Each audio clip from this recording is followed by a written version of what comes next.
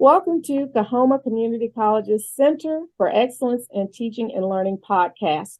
I'm your host, Dr. Ouida McAfee, and today we have as our guest Kahoma's own Dr. Larry Webster. Welcome, Dr. Webster. Hey, Dr. McAfee, how are you? I'm good, thank you. Today we are going to talk about with Dr. Webster job equity in career tech. So before we get started, Dr. Webster, tell us a little bit about you and what you do. Okay. Well, as you say, I'm Larry Webster, and I'm the Dean of Career and Technical Education here at Kahoma Community College. I've been here I'm going into my third year, so relatively new but old. In our program, we have 16, in our department, we have 16 programs.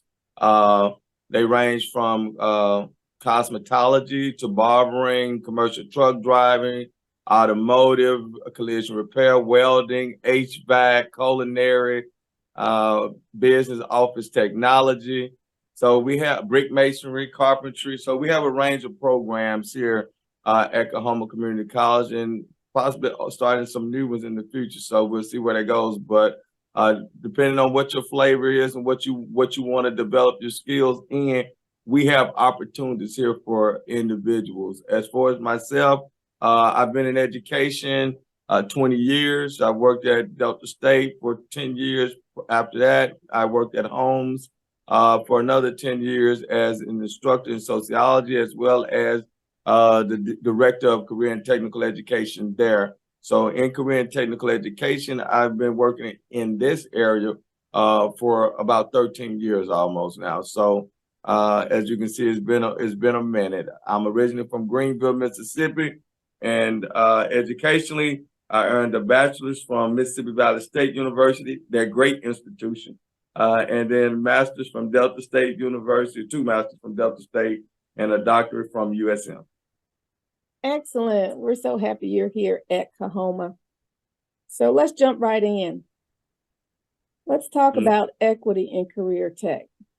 Okay, when I think about equity in career tech, I think about individuals having the opportunity to earn a decent living and get paid a decent wage, and that as it relates to their peers. And a lot of times you'll see in many areas that equity in pay may be different, or equity as it relates to opportunity may be different. And so what we look at here is trying to expose our students to the various areas and letting them know that programs are not gender specific, that the opportunities to be successful, if you're a male wanting to go into nursing or one of the healthcare fields, or a young lady that wants to go into commercial truck driving, that there's opportunity there, and there's a living wage there.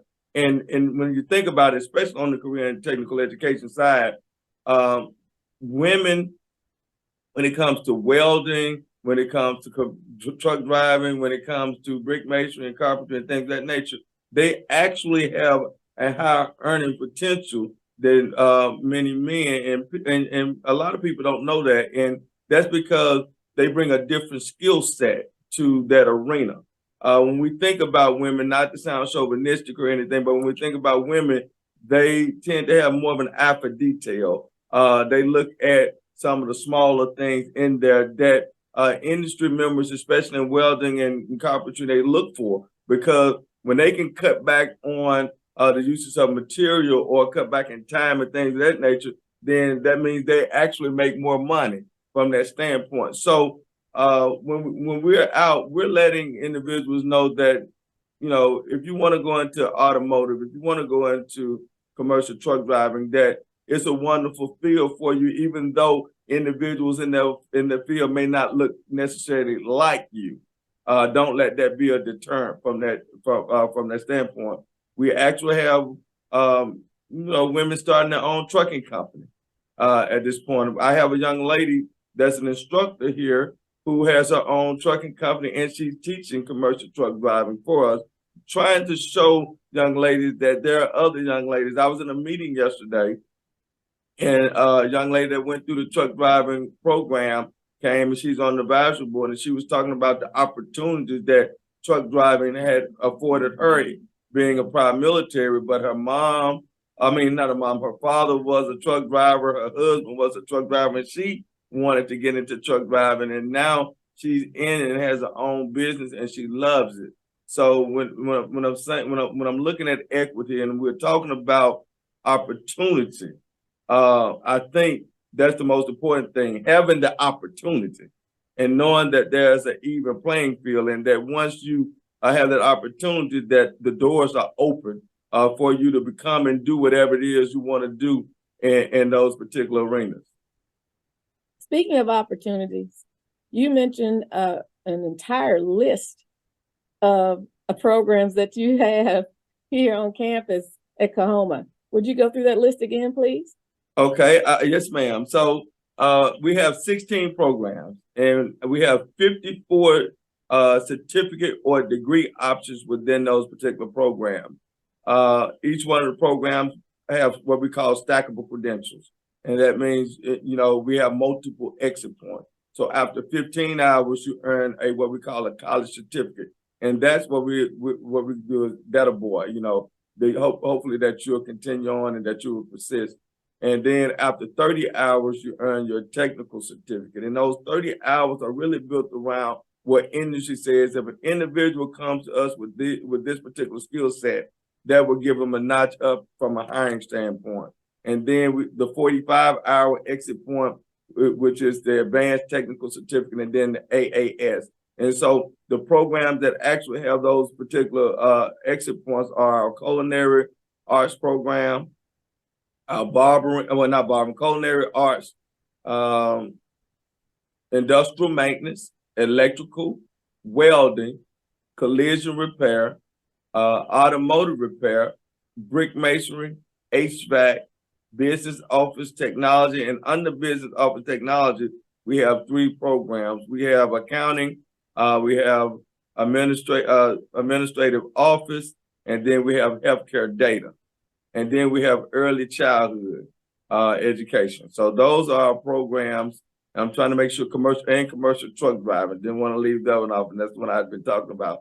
Now with commercial truck driving cosmetology, and barbering, although they may have exit points, really the licensure is what gets you a job in those 3 fields. So we have those, but with them, they won't provide you an opportunity unless you have the certificate or license. So cosmetology, of course, the State Board of Cosmetology, barbering, State Board of Barbering, and for our commercial truck driving, you have to earn your CDL. And we have a pretty good passer rating with those 3 programs over the last couple of years. With our commercial truck driving, we've been at 100% of those since I've been here. So everybody that has started the program, has completed the program, have gone on to earn their commercial truck driving license and are working in the field. But with that, at one point, we could only take about 4 students a semester in the beginning. So we were only completing 8. But as you think about equity and providing opportunity, we saw a need there to actually expand the program. And so now we offer a night and weekend program, which now affords us the opportunity to be able to bring more individuals into the program, as well as have them complete the program. So we went from really taking and completing like 8 to now we're on pace to do 48 students in a year, which is a significant increase from 8 to 48. Yeah. And so far this semester, we've been at those that have taken their commercial truck driving license have earned their those that went through the program have earned their licensure. I'm sorry. So, but those are our 16 programs in a nutshell. Awesome. Let's drill down on the need you were talking about. You mentioned need. Here in the Mississippi Delta, the job equity in career tech. Will you tell us a little bit about why it's so important here? Well, it's so important because right now there's a gap. There's a gap in when we think about the jobs that are out there and the individuals that have the skills to actually go in and do those jobs. One program in particular that comes to mind is industrial maintenance.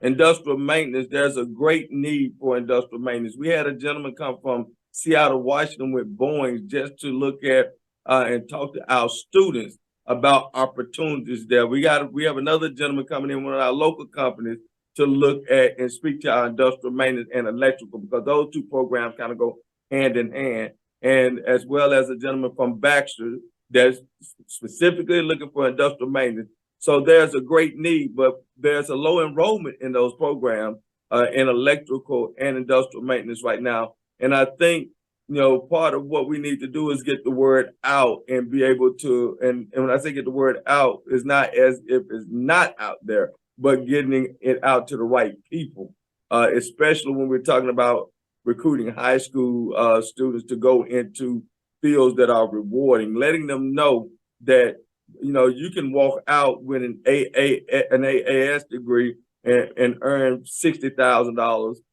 with a 2-year degree, walking into a $60,000 a year job. So you imagine what your end will be. If that's your beginning salary, what you would have the propensity to earn later on in life.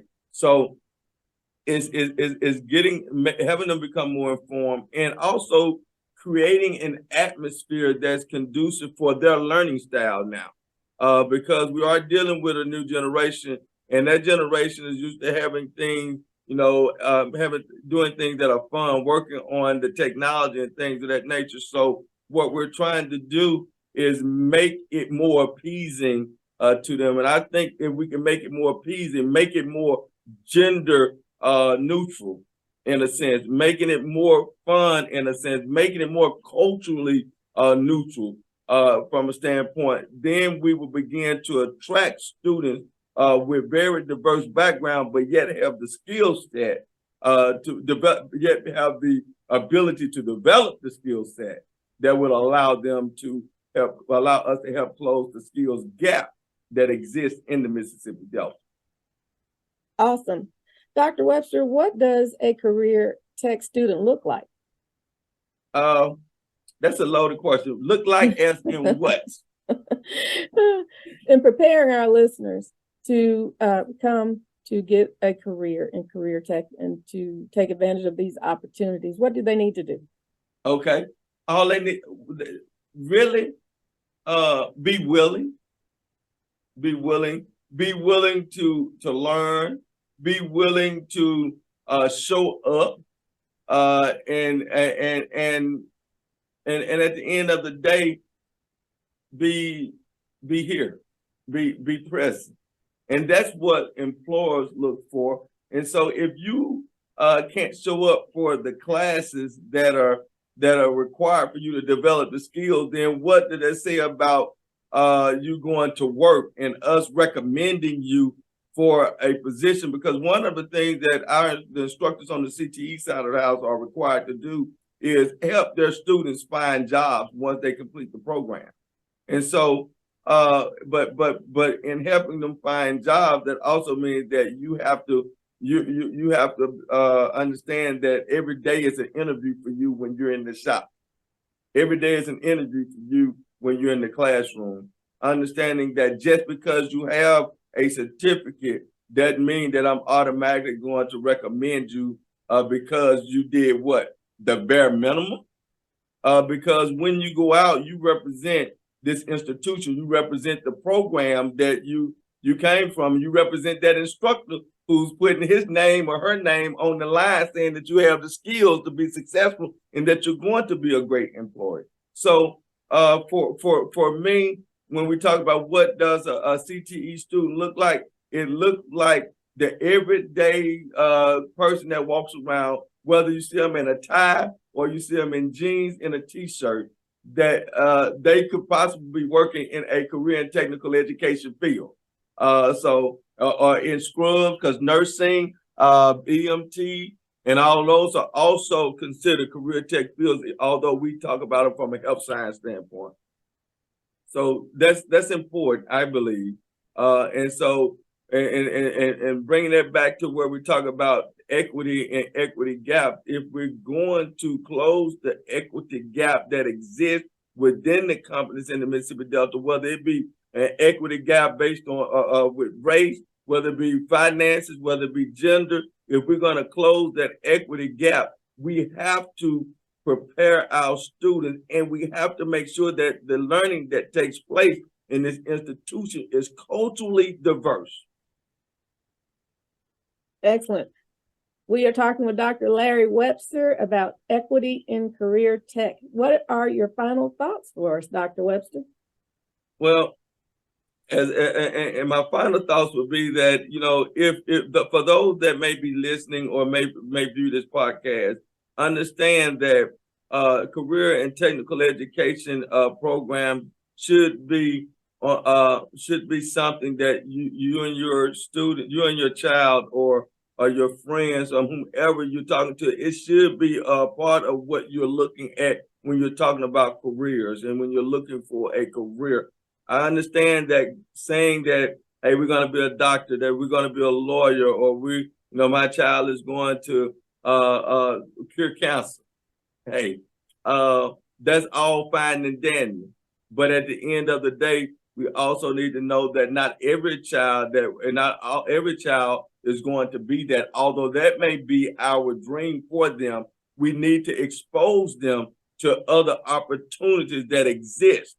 And knowing that just because I'm a welder, just because I'm a plumber, just because I am a carpenter, doesn't mean that I'm not successful. Understanding that if you decide to go in those fields, financially, it could be as financially rewarding as being a lawyer or a doctor or what have you, because they pay you. They pay you for what you know. So when you know something, they're going to pay you for it. And when you're the best at it or you're good at it, you're going to be paid adequately for it. And lastly, I tell my people that come through here, whether they're young or a little more seasoned, I tell them the key is enjoying what you do. And if you're never exposed to the opportunities that exist in CTE, you will never know if you will like it or not. And in that case, you're doing yourself a disservice because you're not taking advantage of everything. I took brick masonry when I was young. And to be honest, I probably could be making more land bricks than I do now here at this institution, but I had a backup plan. I had a backup plan, and that was if I did not, I could go and lay bricks for a living if I wanted to. So that is the key. And those are my final words. Just have more than one particular idea in mind as you're looking at what it is that you may want to do, or if you're even thinking about changing careers. Thank you so much, Dr. Larry Webster. Thank you so much. Thank you, Dr. McAfee. It was my pleasure.